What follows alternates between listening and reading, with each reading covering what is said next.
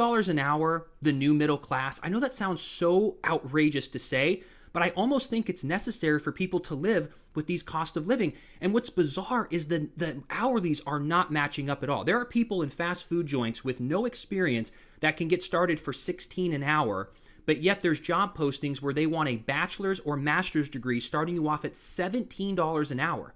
That, in my opinion, is minimum wage. That is $2,300 a month after taxes. Rent is $2,000, groceries is $1,000, childcare is like $2,000. Not to mention everything else, like $2,300 people cannot survive on, and that's what they're starting bachelor's and master's degree people on? What? I talked to a guy who was a bartender. He was serving us drinks last weekend, and he said he used to be a school teacher, and he quit because he was only making $50,000 a year, and when he bartends, he makes over $100,000.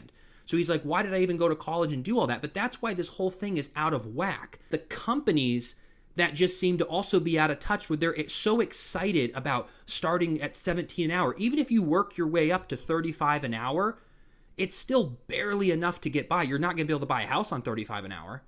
So that's what's out of whack even more than inflation.